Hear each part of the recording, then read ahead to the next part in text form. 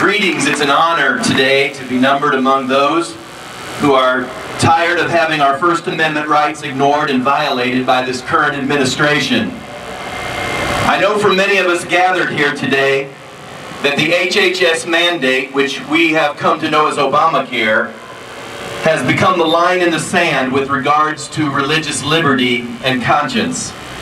And I guess if anything good can be said about this mandate, and really this administration, is that it has begun to awaken the sleeping giant called the church, and it's beginning to awaken the pulpits of this nation to the realization that we're no longer living in our grandparents' country.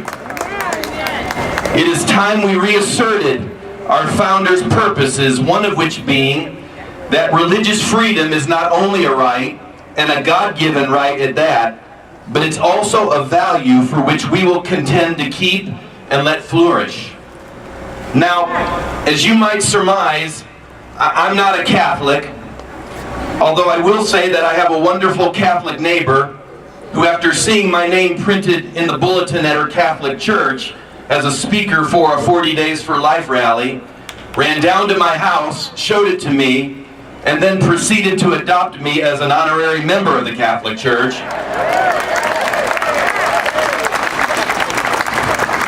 Although I'm fairly sure that moment wouldn't qualify as an official conversion, however. But I want you to know that when it comes to the Obamacare mandate, which has put the Catholic Church in the crosshairs of the Obama administration, that I am with you. I want you to know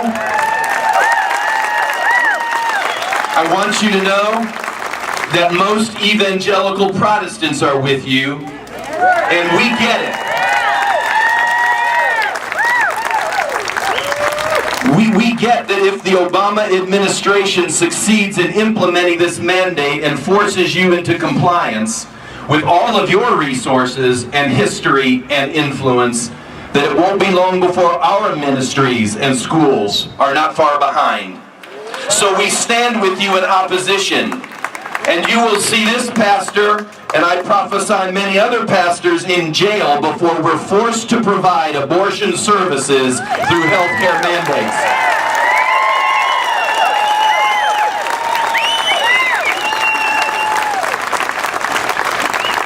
Now, I wish I could say that this mandate was the only front on which the assault was taking place on our religious liberties.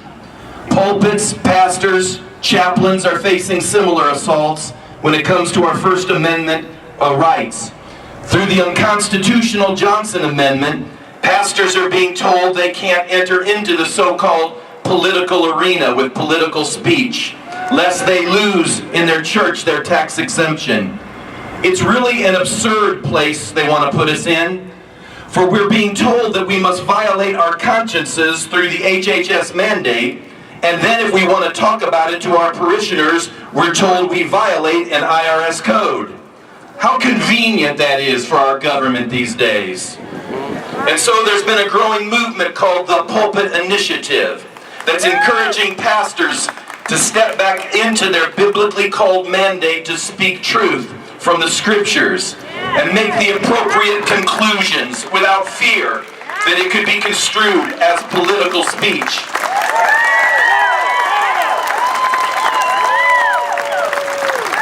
And this year, 1,609 pastors nationally, 50 in the state of South Carolina, and 10 of us in this metropolitan area stood in our pulpits and applied scriptural truth to this administration's record.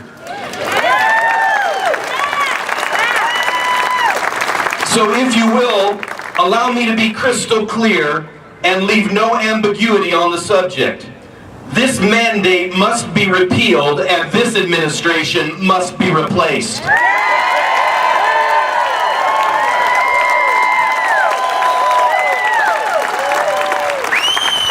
It is time for pastors to courageously speak to these matters fearlessly.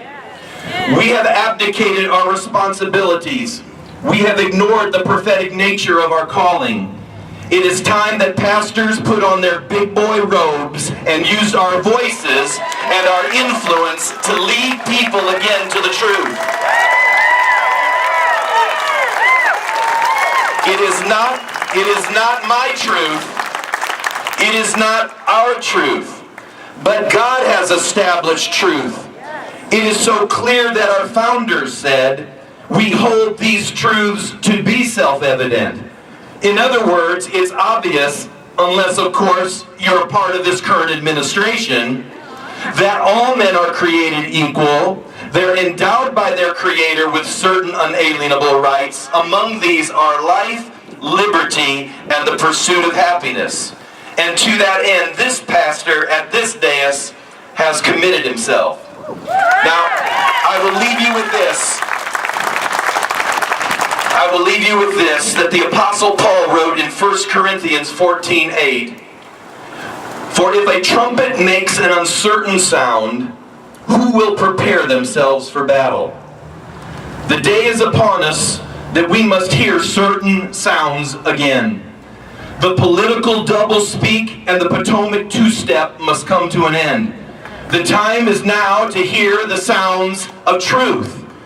I'm not real old, but I'm old enough to be able to say that our nation is about as divided and polarized over these matters as I have ever seen, and perhaps rivals other times in our history. During the great war between the states, or Civil War, depending on where you were educated, our country was never more divided. And a poet by the name of Julia Ward Howe, a great social activist and abolitionist, wrote a familiar hymn that we've come to know as the Battle Hymn of the Republic. Most people know the opening verse of that hymn. "Mine eyes have seen the glory of the coming of the Lord," and "Glory, glory, hallelujah, His truth is marching on."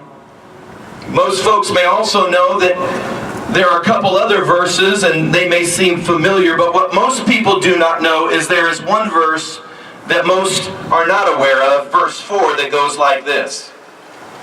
"He has sounded forth His trumpet that shall never call retreat. He is sifting out the hearts of men before His judgment seat. Oh, be swift, my soul, to answer Him. Be jubilant, my feet. Our God is marching on." Now is the moment for us to hear the certain sound of His trumpet, and with joy in our feet, be courageous to stand for what is right and to vote for what is right, because we can make the difference. God bless you, and God bless America.